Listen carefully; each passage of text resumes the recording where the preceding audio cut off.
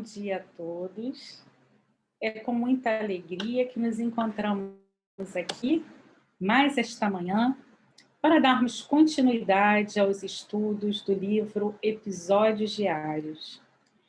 E nesta manhã, eu os convido a estudarem comigo o capítulo 14, que tem como título Dividir com Amor. E neste capítulo, a benfeitora Joana de Ângeles inicia o seu texto colocando que a miséria socioeconômica que entulha as avenidas do mundo mistura-se à de natureza moral, que atulha os edifícios e residências de luxo, como os guetos da promiscuidade libertina. O que podes fazer parece-te quase sem sentido ou significação. Tão grande e volumoso é o problema. Apesar disso, não te excuses de auxiliar. Se não consegues ir à causa do problema, minimiza-lhe os efeitos. Desde que não podes erradicar de um golpe a fome, a enfermidade, a ignorância, contribui com a tua cota de amor, por mínima que seja. Sempre podes dividir o que possuis com aquele que nada tem. Quando repartes com amor, multiplicas a esperança, favorecendo a alegria.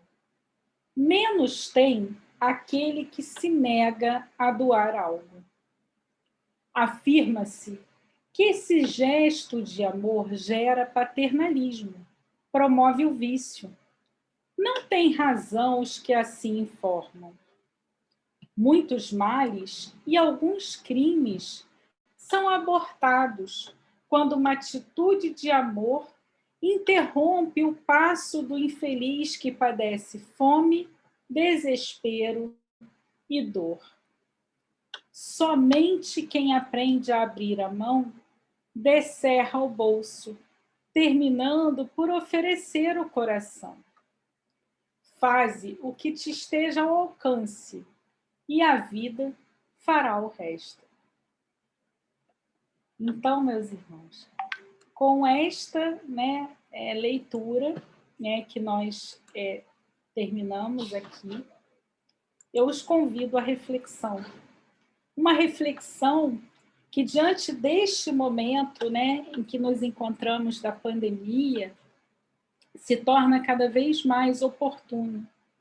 Oportuna porque temos inúmeras pessoas desempregadas, inúmeras pessoas que não têm sequer o mínimo para sua alimentação. E isso nos faz refletir sobre o nosso papel.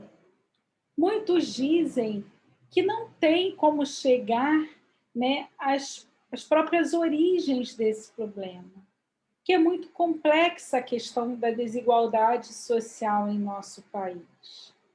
Mas a benfeitora Joana de Ângeles nos convida a refletirmos de que, se não nos é possível atuar na causa, mas que possamos contribuir com aquilo que nos é possível neste momento, que possamos estender as mãos. Então, muitas vezes a gente liga a televisão e nós vamos ser ali bombardeados por notícias, onde nós vemos crianças morrendo de fome, doentes em corredores de hospitais que estão ali por falta de assistência. E a gente fica com aquela sensação assim, nossa, estamos vivendo diante de um verdadeiro caos. E é muito fácil responsabilizar o governo. A gente fala, isso é culpa do governo, o governo tem que tomar uma atitude. Agora, é muito importante que sim, que as autoridades, as pessoas que têm um cargo de responsabilidade, façam o seu papel. Mas é muito importante que nós saiamos dessa nossa postura de comentarista. Nós temos que pensar naquilo que nós podemos fazer.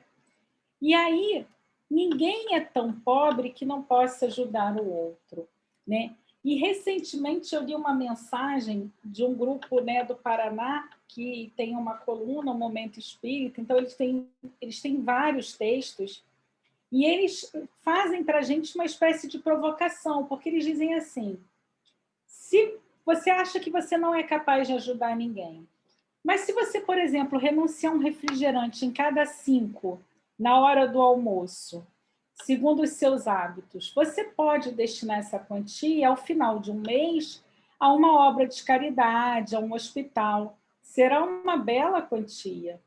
A sua renúncia provavelmente equivalerá à medicação de algum doente. Se a gente puder renunciar um cinema, uma ida ao cinema, uma vez em cada 5 idas que nós costumamos dar, endereçando esse valor economizado, por exemplo, a uma creche, ao término de algumas semanas, essa instituição terá mais leite em favor daquelas crianças. Se nós temos por hábito adquirir revistas, né, e a gente abrir mão, por exemplo, de uma em cada 5, né, ao término de 2 ou 3 semanas, a gente pode doar a uma instituição que acolha, por exemplo, idosos. O dinheiro poderá servir para comprar alguns docinhos extras, algumas pequenas guloseimas que eles ainda apreciam. Se a gente economizar nas nossas peças de vestuário, guardando a importância, né, equivalente a uma delas em cada 5 que a gente compra, ao final de um ano, nós teremos recursos suficientes para vestir alguém que não tem sequer uma roupa nova para usar, né? Então, se a gente começar a fazer algumas, né, mudanças de hábitos, né, por menores que elas pareçam, a gente vai conseguir sim ajudar. É que muitas vezes a gente não é capaz de mudar um hábito que a gente já tem enraizado em nós. Mas a gente tem que pensar o seguinte: para nós, isso é o supérfluo. Mas para quem vai receber, na maioria das vezes, é o necessário. Porque é aquilo que nos sobra faz falta para o outro. Então, nós devemos sempre ter esse pensamento de que nós estamos num mundo desigual, não necessariamente porque os governantes fizeram desse mundo um mundo desigual, mas porque nós fizemos desse mundo um mundo desigual. Então, nós precisamos realizar um compromisso de um consumo que seja mais consciente, de uma vida que seja mais plena, sem ser pautada tanto naquilo que se adquire, mas sim naquilo que se faz, naquilo que se vive. E quando a gente pensa no ato de doar, de oferecer ao outro, é muito importante que a gente faça isso com muito amor, né? E é isso que Joana nos convida nesse texto: dividir com amor. Porque de nada adianta eu me sentir culpada por ter posses, por ter bens, enquanto outros morrem de fome, e falar, vou doar para uma instituição de caridade. Vejo uma pessoa, entrego. Né? É um mérito dar alguma coisa material, mas muitas vezes a gente dá até aquilo que sobra. Mas o que as pessoas precisam mesmo é algo que Madre Teresa de Calcutá falava muito, que a gente tem que oferecer ao outro não apenas o bem material, não apenas o pão, mas a gente tem que oferecer também o nosso sorriso, a nossa amizade.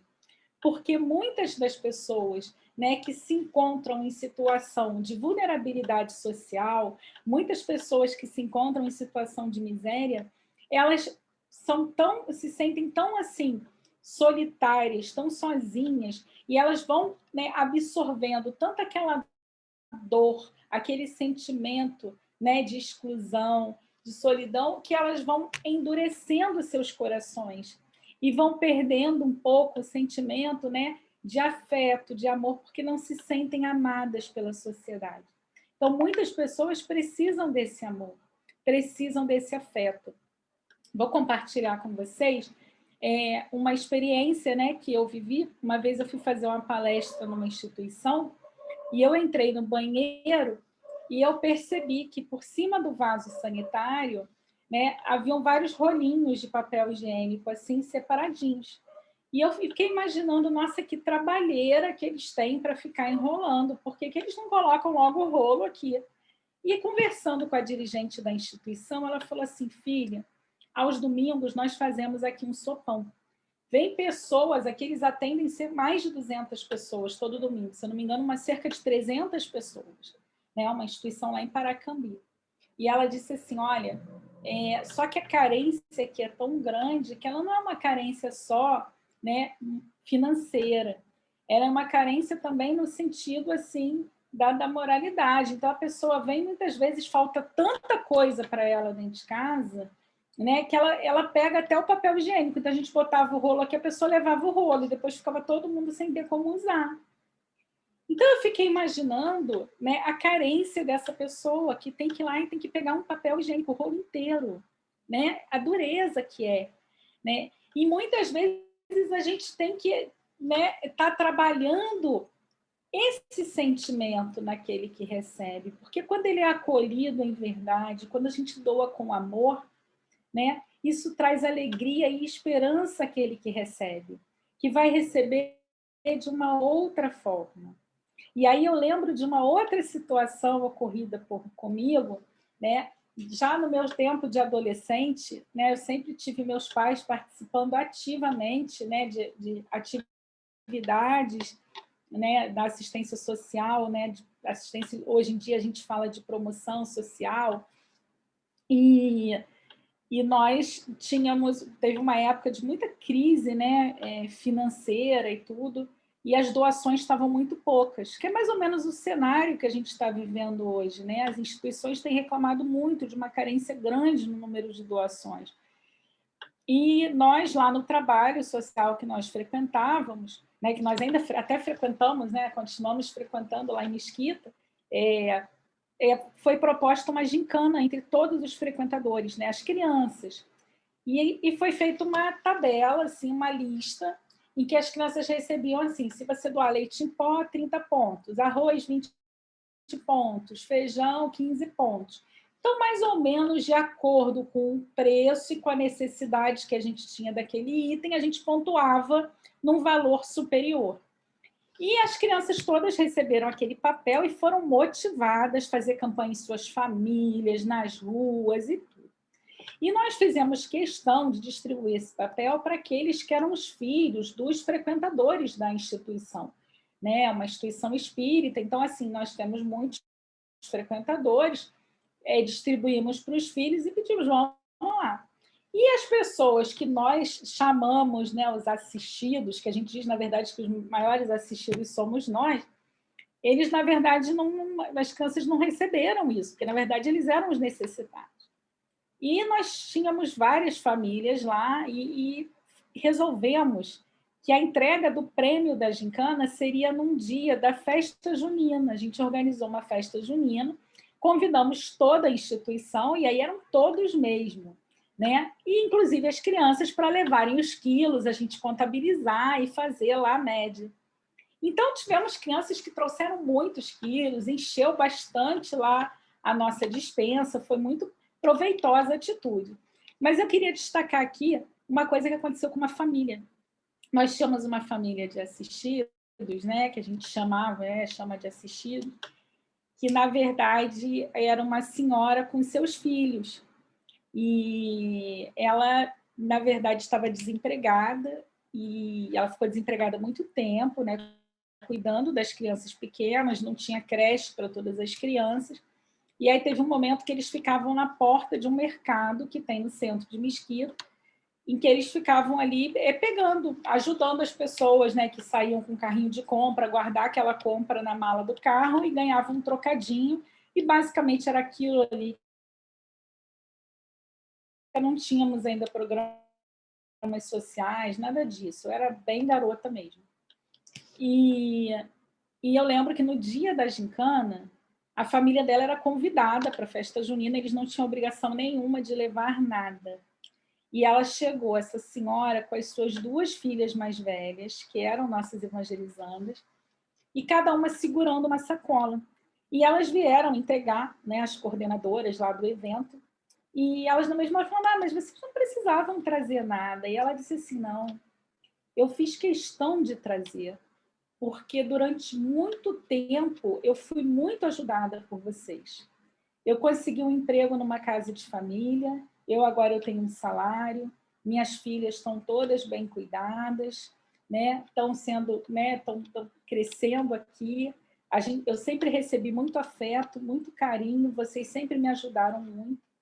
Eu não posso ajudar com muito, mas eu fiz questão. Eu levei minhas 2 filhas, ela tinha 2 filhas mais velhas, né? Eu levei as 2 ao mercado e eu comprei um item de cada dessa lista para que cada uma pudesse trazer, para que eu pudesse ajudar alguém como eu fui ajudada esses anos todos aqui por vocês. E naquele momento, né, eu entendi.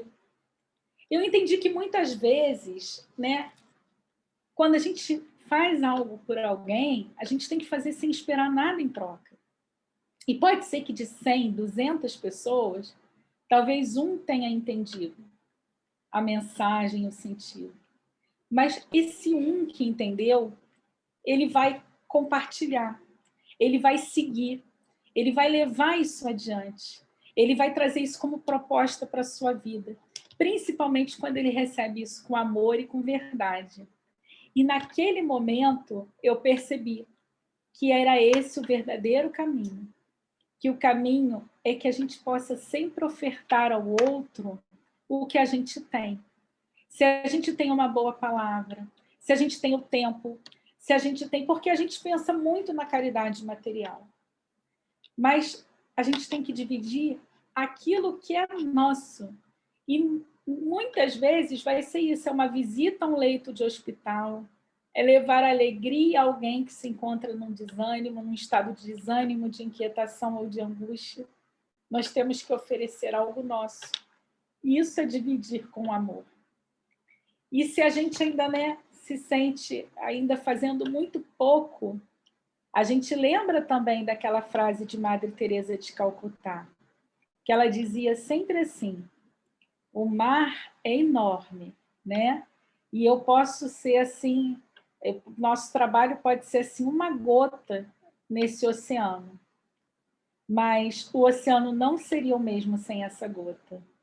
Então, que nós possamos, né, ser essa gota, cada um de nós, que cada um de nós possa fazer aquilo que for melhor, aquilo que estiver dentro das nossas possibilidades, mas que nós não fiquemos, né, apenas esperando que o governo, que as autoridades ou que os outros façam, que nós possamos fazer, que nós possamos estar abertos.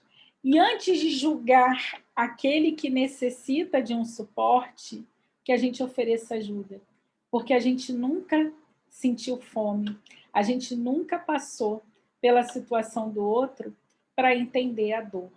Então é fácil dizer assim, a gente tem que ensinar a pescar.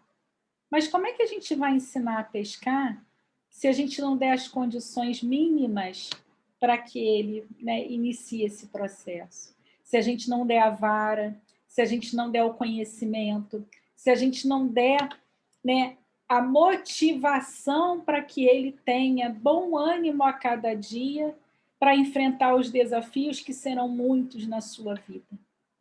Então é fácil dizer, né? Vamos ensinar a pescar, mas e aí, estamos dispostos a assumir isso?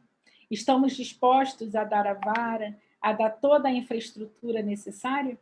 Então é essa reflexão que eu os convido nessa manhã, que possamos ter uma atitude de não julgamento e uma atitude de doação, doação em verdade, para cada um que está ao nosso alcance. Que possamos fazer aquilo que nos for permitido. Se cada um de nós, né, puder ajudar a uma pessoa que seja, já serão menos 50, 100 pessoas aí passando por necessidade. Então, vamos refletir sobre isso. Façamos a nossa parte. Não olvidemos daquilo que é a nossa responsabilidade. É a nossa responsabilidade também, né, acabar com a desigualdade nesse mundo. Nós somos parte desse mundo, nós temos que ser responsáveis também. Então, muita paz para todos e que possamos ter um bom dia, de muita paz, muita harmonia, muita serenidade no coração, coragem e fé. E eu espero vocês aqui amanhã para a gente continuar esse estudo, que está sendo muito bacana. Eu já sinto até saudade de alguns de vocês me mandando mensagem quando a gente termina. Fiquem todos com Deus. Um bom dia.